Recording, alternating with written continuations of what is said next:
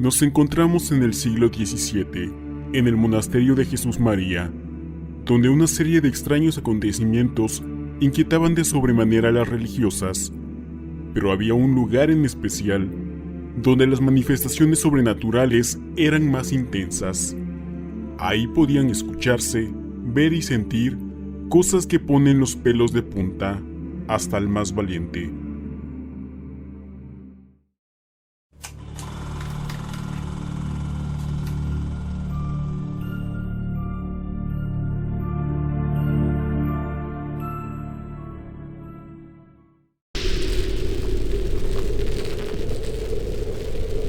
La monja y el clérigo.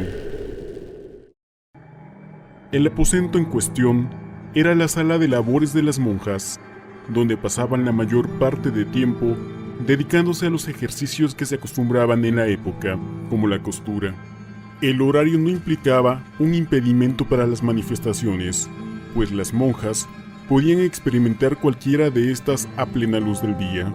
Por la mañana, para ir a rezar a la capilla, debían de cruzar el patio central con un hermoso jardín lleno de rosas, pero al pasar por ahí, siempre se escuchaban unos pasos que se alejaban entre los matorrales.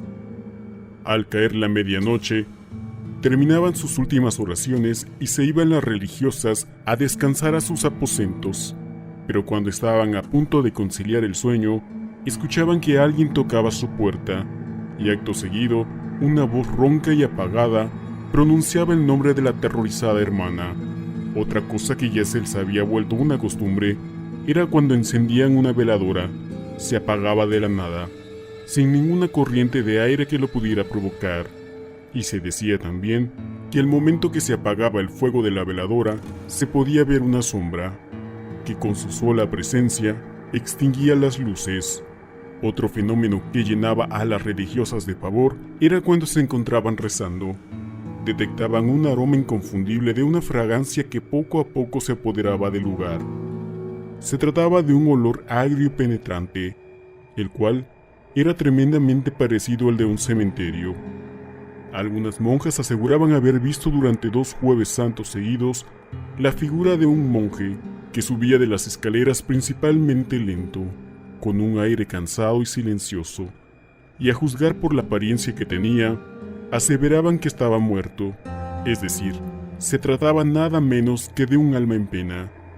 Pero debido al terror que tenían las hermanas de aquel espectro, siempre trataban de evitar que este tema saliera en alguna conversación. Los meses y años pasaron sin pena ni gloria en aquel monasterio, con todo y su fantasma incluido, que seguía siendo de las suyas. Pero todo cambiaría un día en que llegara al convento una viuda llamada Tomasina Guillén Hurtado de Mendoza, que su esposo hacía apenas 2 días, quien llevase el nombre de don Francisco Pimentel.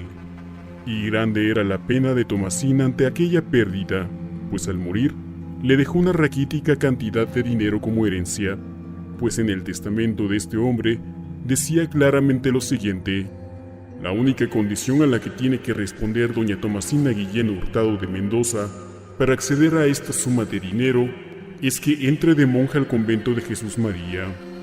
La pobre Tomasina no había tenido una vida feliz, pues desde su infancia había sufrido terriblemente al lado de su madre, quien era una mujer muy mala, que no tenía el menor reparo en golpearla o encerrarla.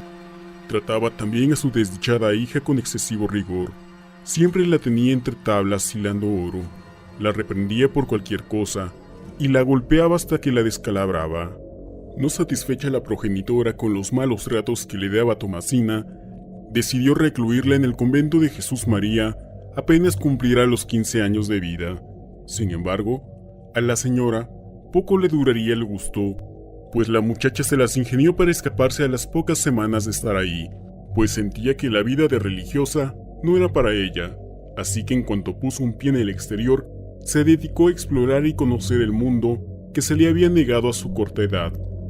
En aquella época, las calles eran sucias y muy insalubres, así que Tomasina no tardó en contraer varias enfermedades, y una de ellas la puso al borde de la muerte. Sin saber qué hacer, agonizante y desesperada por no tener nada que comer, decidió regresar al lado de su madre para pedirle ayuda. Debido a la situación en que se encontraba, la muchacha le prometió a Dios y a su progenitora que si lograba recuperar la salud, se iría por su voluntad a recluir al convento, dedicándose en cuerpo y alma a llevar una vida religiosa hasta su muerte. Pero como toda jovencita, Tomasina tenía ganas de vivir y no cumplió su promesa, pues apenas se recuperó, volvió a llevar la vida de libertades que tanto le gustaba. Pero su madre no toleró esta situación y movió cielo, mar y tierra para encerrarla en el convento de Santa Isabel, donde las monjas eran educadas bajo reglas muy estrictas, y como en el caso anterior, poco le duró el gusto a la señora, pues su destrampada hija logró darse la fuga.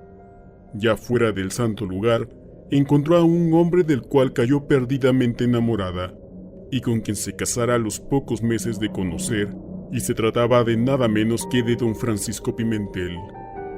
Pobre de Tomasina, la mala suerte parecía perseguirla donde quiera que fuera, pues la vida de sufrimiento que llevó con su madre no tuvo comparación con la que llevaría con su esposo, pues al segundo día de contraer nupcias, don Francisco cubrió todas las ventanas de la casa para impedir que su mujer se asomara o alguien la viera desde el exterior. Cuando el caballero salía a la calle, se aseguraba de encerrar a su esposa en el más apartado y frío de los cuartos, colocando decenas de candados y cadenas. Pero otra cosa que tenía el señor Pimentel es que era muy celoso, razón por la cual siempre peleaba con su mujer. Para buena suerte de Tomasina, su adorado marido murió a los 2 meses y 2 semanas de haberse desposado. Y cuando llegó la hora de leer el testamento, se dio cuenta de que tendría que entrar de novicia al convento de Jesús María para poder disponer de la herencia. Y como dice el dicho, no hay día que no llegue ni plazo que no se cumpla, pues finalmente Tomasina tuvo que cumplir aquella promesa que había hecho años atrás, que era dedicarse a la vida religiosa hasta el día de su muerte. Una vez que ingresó al convento, al igual que las demás monjas, comenzó a escuchar aquellos extraños ruidos.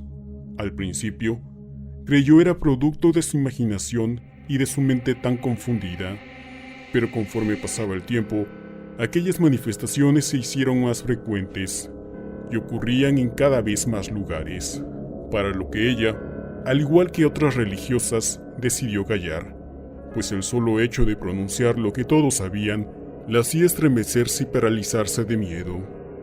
Las cosas comenzaron a empeorar cuando Tomasina comenzó a tener extraños sueños, en donde se le aparecía el clérigo que todas las monjas aseguraban haber visto por una de las escaleras del monasterio. En ese sueño, el religioso le pedía a Tomasina que ella y sus hermanas le elevaran oraciones para ayudar a la salvación de su alma, con el fin de que pudiera salir de los tormentos y castigos del purgatorio, lugar donde se encontraba desde hace mucho tiempo, pues no había logrado que alguna monja lo escuchase. Tomasina le relató aquellos sueños a su confesor, pero este le dijo que todo era pura fantasía, pero ella estaba totalmente convencida de que todo era real. Por varias noches, la pobre monja tuvo ese mismo sueño, pero en una de esas ocasiones fue diferente, pues aquella alma le pidió de una manera tan desgarradora le ayudara a que su pena terminara, que sus hermanas le elevaran oraciones y un ayuno a pan y agua, que solo ella debía hacer. En cuanto Tomasina aceptó ayudar a aquella alma a terminar con su pena, el difunto tomó sus brazos y al instante la monja sintió un terrible dolor que la hizo gritar, y acto seguido, todas las religiosas se hallaban despiertas. Tomasina les relató todo lo ocurrido a sus hermanas y les enseñó la marca de la mano que tenía impresa en su brazo, quien no paró de llorar y gritar por el terrible dolor que le causaba. Se cuenta también que los medicamentos de la época no ayudaron a sanar aquella herida, que las quemaduras no eran de este mundo, pues dicen que se podían observar las marcas de las yemas de los dedos y poros del difunto. Este acontecimiento hizo que se mandaran decir misas y se rezaran rosarios. Debido a que Tomasina no pudo hacer su ayuno debido a su estado delicado de salud, muchas monjas se ofrecieron a suplantarla, y así finalmente los ruegos desesperados de la pobre ánima fueron escuchados.